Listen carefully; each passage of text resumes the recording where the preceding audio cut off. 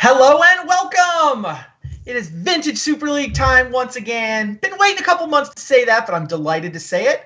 I'm Randy Bueller. I'm also delighted to be joined by Reed Duke. How you doing, Reed? I'm doing great, Randy. I'm thrilled to be here. Yeah, we're happy to have you. Now, a lot of people have been saying to me, why don't you just put Reed straight into the league? Why? Everybody's rooting for you tonight. Certainly the chat, I've already seen at least one marriage proposal go by in the chat tonight. I did offer you a spot in the league. I think this is awesome. You declined. Yeah, don't get me wrong. I mean, I'll be trying my best tonight and throughout this whole play-in tournament because I do love playing Vintage Super League. But, given that Vintage Super League is all about having fun, I just thought it was most fun for both the players and the viewers if I get the same treatment as everybody else. So you want to earn it. You don't want the invite unless you earn it, unless you win it on the field of battle. Exactly. I do already get special treatment having been selected for all of the play-in tournaments, but that type of special treatment I'll happily accept. Fair enough. I do want to win at least a couple matches on my way. Now, I don't know, the nickname that's been floating around, the Weatherman, for you, I don't know if that's special treatment or if that's just more like yet another in a long string of terrible nicknames for you. Yeah, hey, I like them. I'll be the Weatherman, at least when I'm on Vintage Super League. With the story being, you've played Storm in every Vintage event we've seen you in, basically, right? Yeah. To a little bit more success in the paper tournaments that I've played than in the Vintage Super League. I don't think I quite even have a 50-50 record of the Storm matches that I've played. Yeah, I think you're above 500 when pinch hitting for other people with their decks, but below with your own. Yeah, Storm. That sounds about right. But we'll try to change that as quickly as possible. A good plan. Yeah, I mean, the top four at the Eternal Weekend a couple of years ago. And then your paradoxical outcome Storm deck from this year's Vintage Champs kind of turned Vintage on its ear. I mean, a lot of what's been going on in Vintage in the couple months since then has been all about that paradoxical outcome deck. Yeah, I love that deck. It was like one of the most confident I've ever felt going into a constructed tournament, at least in terms of the deck that I had. Maybe not necessarily in terms of like the amount that I had practiced with the deck, but it just feels great. Like it's basically equally effective Storm deck, but you get to play with Force of Will and you're less vulnerable to mental misstep and a couple of other niche advantages that I encountered along the way. But just take a great deck and make some improvements and you have something pretty special there. I loved the deck, even though I didn't end up making the top 8 or anything like that. I would play it again if I could go back in time. Makes sense. It's not that often you get the feeling of, wow, I actually just legit broke the format. Like, that feeling is spectacular. It's rare, but when you do it, it had to feel fun, even if you did lose the win and in for top 8. Yeah, I mean, like the term breaking the format is I don't know if I would necessarily claim that. I don't think I was really using any like particular cards that nobody expected, but I think everything just came together in a great package, and that card, Paradoxical Outcome, is super powerful. Yeah. All right. So Reed is one of the 4 players who are playing tonight. I want to bring everybody up to speed on the format we're using. This is the cast for tonight. It's kind of like a little 4-person mini tournament. One of these guys is going to win a spot in the Vintage Super League tonight. Basically, whoever goes 2-0 gets the seat. Losing, though, is not the end of the world. If you go 2-1 tonight, here you see the bracket, you get to get a bye into the LCQ. So it'll be Andy versus Oliver in our first matchup, and then it'll be Reed versus Kevin following up right afterwards. Those winners will meet. The winner advances straight into the league. Everybody else is trying to get a bye for that 6-person double elim LCQ, which is going to happen in the back half of January. Now, we will have a second group of 4 players coming in next week as well. So this is kind of Group A, if you will. And then we can show you who is going to be coming in next week to play for the other spot. You see Caleb Durward. Steve Menendian was relegated out of the league last year, but he's run it back before. And then Rachel Agnes and Rodrigo Tagores. Now, I feel like Caleb and Rodrigo, we need nicknames for them. I feel like everybody's got this nice little tag name. I'll take I'll take suggestions. Hit me up on Twitter if you've got a good one. Rodrigo's might actually just be the real weatherman. Yeah. Well, he's probably had as much success as you have with the Storm deck in Eternal. Most format. definitely, yeah. He won one of the more recent Legacy Grand Prix with Storm. Yeah, indeed. But yeah, I mean, this should be a great group. Part of what's difficult in pegging these guys with nicknames is they're willing to play anything. They're willing to show up with a variety of strategies, and yeah, I'm pretty excited to see what they come with next week. Yeah, no, that's a good point. Now, so our first match up is going to be Oliver Tew against Andy Probasco. So Brassman, who you people have seen before. I know that we've got player slides on these guys. I don't know if we've got. There we go. There's Brassman. So he's been around forever. I mean, pillar of the vintage community doesn't even do this guy justice. He's been playing forever. He's been going to Eternal Weekend forever. And I love the third line here. He really did just straight buy the mana drain in order to keep it going. That's great. That's dedication. That's passion. We thank him for it. It's awesome. And then Andy's opponent, Oliver. I mean, I like your storyline for this, where you wanted to earn it on the field of battle. But I find Oliver Tew's storyline kind of hilarious too. The kid was born in 1998. 1998, yep. Like, not only had all the power cards, they were already rotated out of standard. Like, my marriage is older than Oliver is. Yeah, I was about to ask, what were you up to in 1998, Randy? I won a Pro Tour. I just hit the gravy train, having won a Pro Tour in late 1997. So yeah, my Pro Tour win is older than this kid.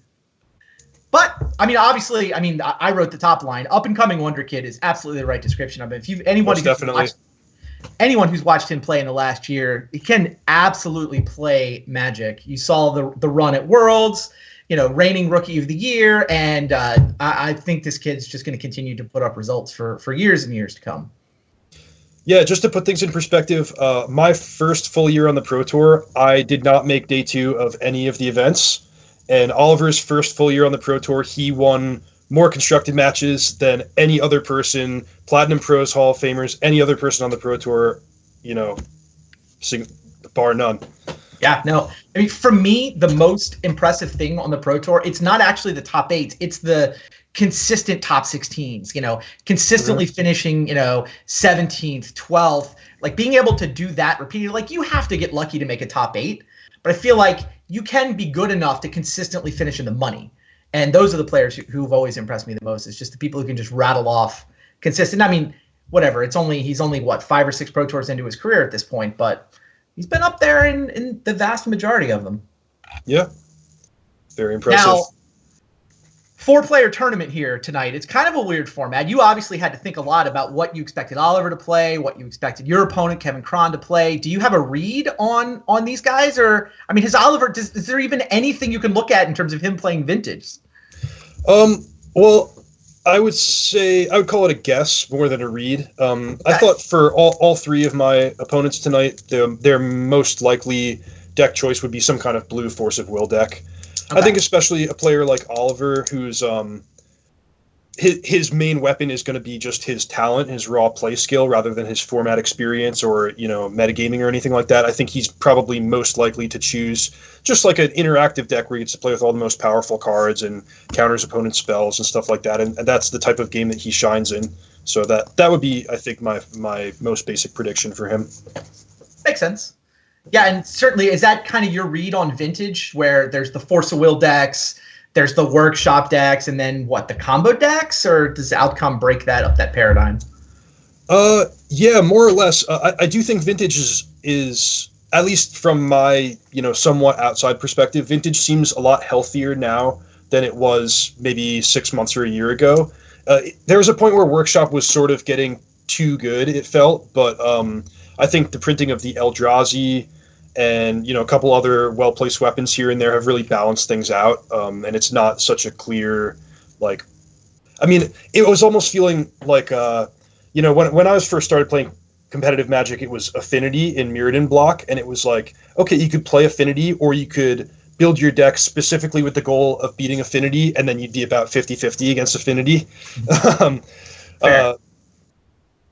So that was sort of how I was starting to feel about workshops until things got shaken up a little bit. And now I think we have a really balanced format.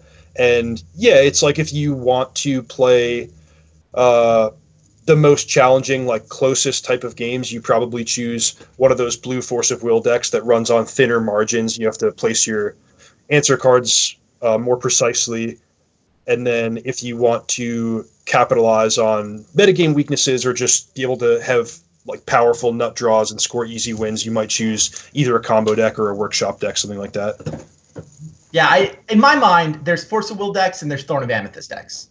And it's really hard to succeed if you're not playing either Force of Will or Thorn of Amethyst. Basically, if you're not playing one of those cards, you're either a dredge deck, which is just coming from such a bizarre angle that you're not interacting, or maybe you're a combo deck that's so fast that you just think you can get enough first turn kills to win, despite the fact your opponent's either going to have Thorn or Force of Will against you. So I don't know. We'll see. I'm definitely interested. There hasn't been a ton of high-profile Magic since the Vintage Champ, since Eternal Weekend. So, Outcome clearly mixed things up in a way that Magic Online's been trying to digest for a couple of months. And this is kind of the first time the Vintage Super Leaguers get to kind of dive into the ring. And, we get to get a read from some just super sharp Magic minds about what's going on now with Outcome in the mix, with the Mentor decks, with the Workshop decks. I don't know. Should be a fun night for sure. Yeah, I hope so. All right, looks like we are almost ready with Oliver and Andy. They're getting the game set up. We should have that match down to you shortly. I mean, we can always look at the player slides that have been made for you and Kevin if we need another couple minutes. Yeah, so speaking generally, Randy, what does 2017 have in store for Vintage Super League? I think that it's Patreon is what's keeping the league going. And I mean, that's definitely a conversation worth happening.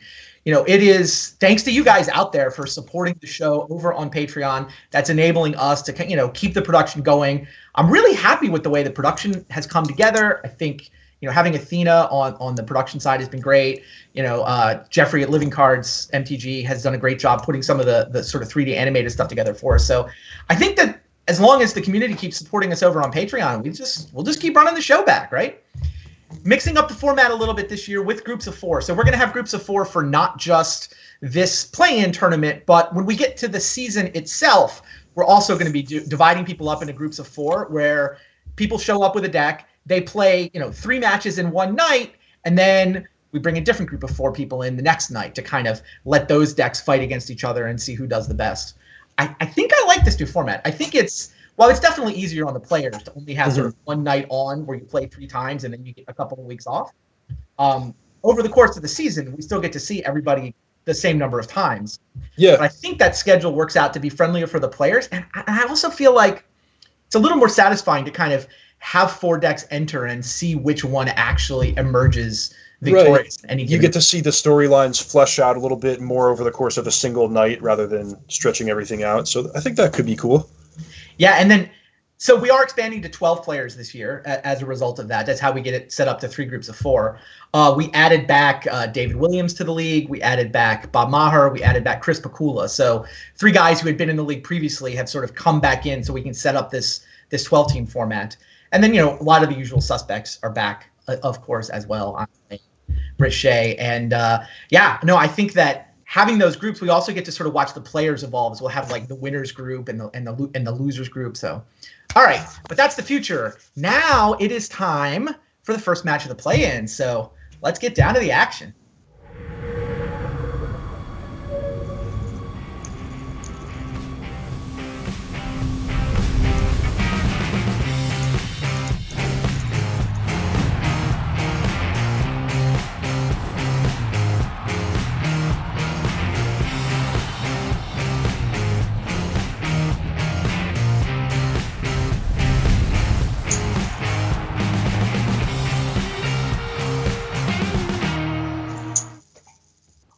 Hello and welcome. It is time for round 1 and pretty classic battle for Vintage nowadays. Oliver Chu has brought a blue-white Mentor deck into battle with him this week, and Andy Probasco is on an Eldrazi deck with a Boros flavor. Those are Battlefield Forges going through his hands. Yeah, we don't see many Battlefield Forges in Vintage Super League. This is a new one for me. Yeah, I know. But yeah, I messed around with the White Eldrazi deck a little bit, and sometimes you kind of want a Pain land just because it's a source of either colorless or white. Like, even a single color Pain land has some value in this deck, so it's not necessarily a heavy red splash, but definitely not a card we've seen a lot of. I agree with you. All right, Oliver on the play, leading with a Ponder. What does he need to stitch this hand together? well, he's got a great hand. He's got just a nice mix of lands and spells, and he's got the hallmark card of the deck in Monastery Mentor. So he might play that as early as next turn, and you see him saving Gitaxian Probe to have an explosive turn right away. Yeah, no, that's a good call.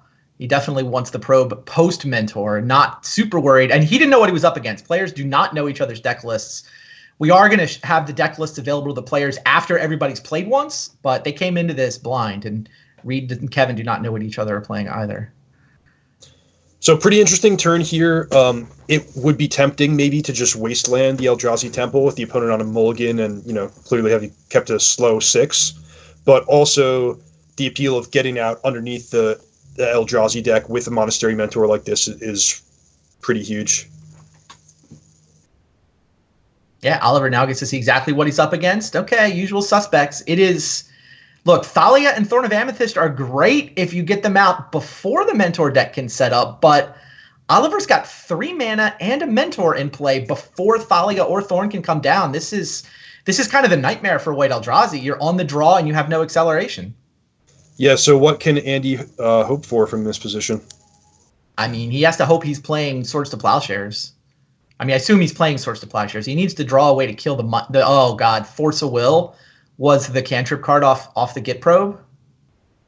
I don't even know what Andy can draw now.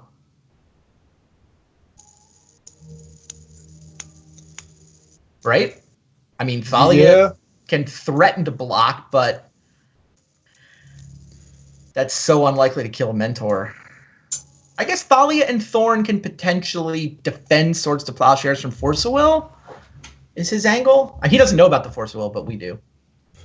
Yeah. Well, a Cavern of Souls would be a nice start for him, because if he can actually get these high power toughness creatures into play, it makes it a little harder for Oliver to attack him. Yeah, good call. And Oliver's probably pleased to be able to Swords to Plowshares the Thalia here. I mean, it gives him another trigger with the Mentor. His line here was pretty sweet, too. He actually, a lot of people would have gushed as a response to Thalia, and he preferred to wait, use that mana for the Swords to Plowshares, pay the Thalia tax, then gush in his main phase where he gets to float the mana. He can even use his land drop on a wasteland here, and we're almost done. I like Oliver's line here a lot. Yep. It's perfect, use the wasteland, keep the Jace Fringe Prodigy for Force of Will. Yep. Yeah, he's going to squander the 1 mana, but whatever.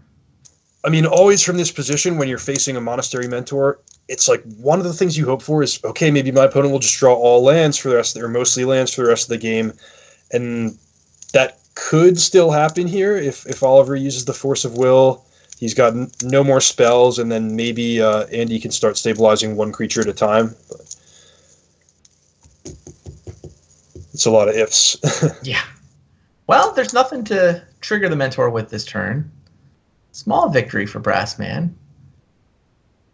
And Oliver just plays the Jace, uses the Dig as his Force of Will card? Oh, or does he leave his mana untapped, hold up Force of Will and a mana to pay for Thorn? Yeah, that sounds safer. Yeah, that's how he's played it.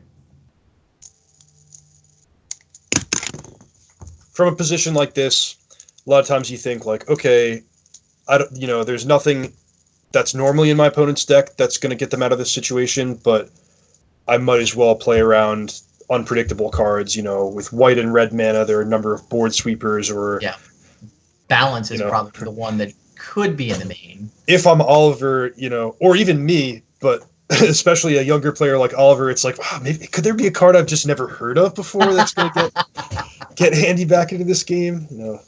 Some kind of Cataclysm-esque card. Ancestral Recall for the kill. Yep. Oliver to you. Takes game 1. Yeah, it's a nice introduction to Vintage, just how you want to start out. Welcome to the format, indeed. Sulfur Elemental. That was the red splash. That was Ooh. 2 Sulfur Elementals coming in from the sideboard to join the 2 that were in the main deck. Yeah, that's big. That's going to be huge in this matchup. Yeah, that's what the Boros part is. Apparently, that's the 1 red card in the main. He's also main decking Null Rods, which is that's probably for you, Reed, quite frankly. Mm-hmm. Yeah, that's a very hateful Eldrazi deck Andy's brought to the table. 3 Yeah, it looks like a guy who expected two different decks from his 3 opponents. Mentor and artifact-based combo. That's what that looks like. I agree. That's how he drew it up. Those plows were in the sideboard, huh? He didn't already move them there, did he? Or did he? No, I didn't catch. I don't think he would have sideboarded them out in this matchup. Seems like he needs to bring plows in. You have to be able to kill the mentors, don't you? Is he just going to rely on... If your plan is Sulfur Elemental, then maybe you can mostly ignore it. I mean, to be honest with you, Swords of Plowshares is a tough way to fight the Mentor. Yeah, it is. Because they can get value sometimes already. The Monk tokens it leaves behind might just kill you on their own, depending on the draw. Also, a deck like this, the Eldrazi deck, which is such a high concentration of like mana and cards that don't trade 1-for-1, like Thorn of Amethyst and Null Rod, you really want your flex spots to be like your most potent threats possible. All right, I'll buy that. Yeah, he is submitted at this point. He's just waiting for Oliver. So he does not want plows. He's just relying on the Sulfur Elementals. And obviously, being on the play, he's more likely to get a mana denial start. What do you think of Null Rod against Mentor? I'm a little bit surprised to see 3 of those still in Brassman's main. Yeah, I mean, it looks from just glancing at the 2 deck lists that Andy actually has substantially more artifacts than Oliver does.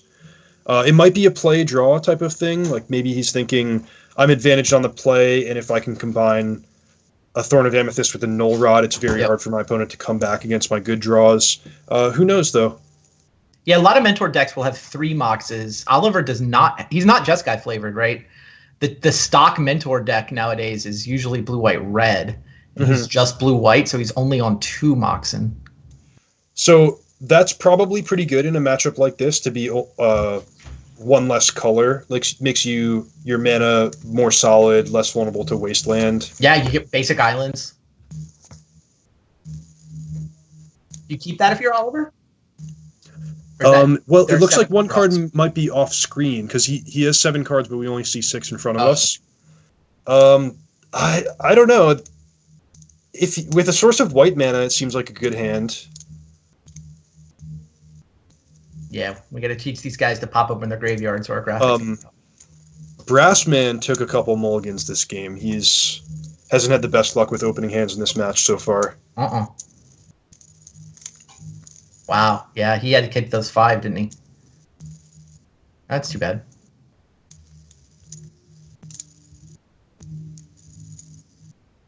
Yeah, it seems hard to imagine Oliver getting too screwed with... Oh, Flooded Strand was the off-screen card. That hand's great now. Yeah, not as explosive as the hand he had in game 1, but just definitely what you want against a disruptive creature deck. Two lands that can become basics and some defense and some card drawing.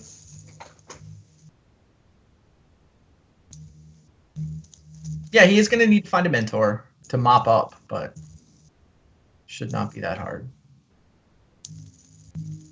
Are you a monastery mentor? How about the card under you? I guess he's probably wants a Force of Will here too, just as much. Oh, geez, he's going to get to waste a Wasteland against the guy who mulled to 5? Yeah. Given the circumstances, I'm sure Oliver would be content to just sit around making his land drops, turning on his card drawing. Yeah, and Andy just passed with no play and no land drop. Waste the Wasteland. Now he's going to build up to Gush and Mentor, I guess. Oh, he's going to try to get him with the Gush. I might have just wasted the Wasteland there. Before you have a target for it, right? Probably won't matter. Yeah, one advantage of waiting on the Wasteland is the Eldrazi deck could draw a 2-mana land, and then wasting that will put him back further on mana in the long run.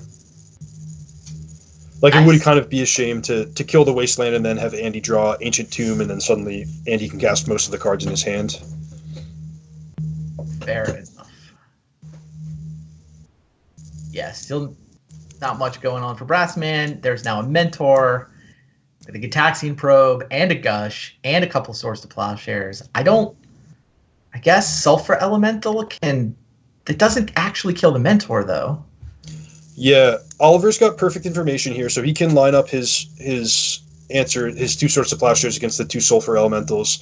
The good news for Andy is that the Sulfur Elementals might be able to at least one-shot temporarily wipe up the tokens to keep him alive for a little bit longer, but with the cards we see in front of us, it doesn't look like he's going to be able to stick a Sulfur Elemental. Yeah.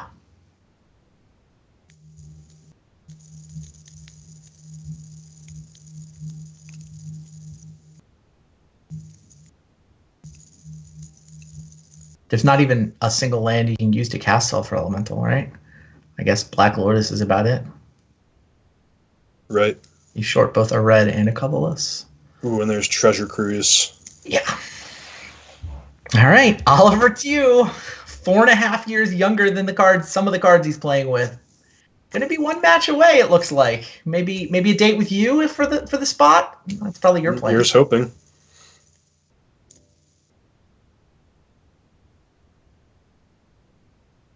Yeah, I don't want you to give away what you're playing. I kind of want to ask you what you think of your matchup, but I can't. No one gets to know your deck until you shuffle it up and play Kevin. Mentor's so good. Yeah, I know you were saying you thought Vintage is in sort of a healthy, balanced state right now. I worry that the Mentor deck is a little bit too good. That's the one that I think, I don't know. If I was in charge, I'd be thinking, does this card need to have a little something restricted off the edge somewhere? Yeah. Just well, I will say that super efficient cards. I'd be happy to play against Mentor all day with either Storm or Paradoxical Outcome. Though those decks have plenty of other weaknesses. I'm not saying they're the best or anything, but if I knew I was going to play against 10 Mentor decks in a row, that's what I'd choose. Fair enough. I don't know. Rich Shea won the Power 9 event last weekend, actually, with a Mentor deck. Main decking Stony Silences. Multiple main deck Stony Silence, multiple main deck Mindbreak Trap. I think he came to the same conclusion you did, that, okay, the only thing Mentor's losing to is Paradoxical Outcome. So, yeah, there's the concession from Brassman. So, congrats to Oliver. 2-0 quick sweep of Andy's Eldrazi deck with his Mentor deck. But, yeah, Rich Shea was saying, all right, I'll just go Mindbreak Traps main, Stony Silence main. Now I've got game against the Outcome deck, and nothing can beat me. And he won the latest Power 9 challenge, another notch in the belt for Vintage Super League. All right, so Oliver is now advanced. Andy's not out. He's still got a chance to earn a bye in the LCQ, and even if he loses his next match, he'll still be in that double elimination LCQ that starts in a couple of weeks. So you got to get ready for your match. Let's set up the next match for you guys before we go to commercial. We've got Reed, who is, of course, quite a resume, with the late here. Okay, here's the bracket first. Fine. You see Oliver has advanced on the top. Andy has dropped down to the bottom half. The winner of Reed and Kevin will play against Oliver. The loser will go down and play Andy in that loser's bracket match. So that's what we've got queued up for you. But I did want to show the player slides, I think, for Kevin and Reed, so we can set that match up. The Weatherman. It's quite the list of accomplishments you've put together in the last couple of years, Reed. The Midco Championship, 4 Grand Prix, couple of Pro Tour top 8s, Vintage Champs. I did not know you're a Deadhead. Yeah, I do love the Grateful Dead. I'd be curious to know where you got that tidbit, though. That's great. They're most definitely my favorite band. That's awesome. Pure Athena. And then your opponent, Kevin, we've been calling him the People's Choice because it was the folks who've been supporting the show over on Patreon. I asked them, who do you guys want to see in the play-in? And Kevin was a name that just kept coming up. A lot of people know him because he does the podcast, So Many Insane Plays podcast with Steve Menendian. And he's got more Vintage Champs top 8s than anybody else in this field. He's done that 3 times. Like, I don't know if anybody has put 4 top 8s together in the. It's probably It's not an easy tournament. I mean, it's once per year. It's usually 9 rounds, several hundred players. Yeah, it's tough. Yeah, impressive. Reed hasn't won one, but has made that top 8 3 different times. So we'll see Kevin up next against Reed. Thanks for hanging out with me, Reed. Thanks for having me. Yeah, we are going to take a quick break. When we come back, round 2 of the play-in tournament here in Season 6 VSL.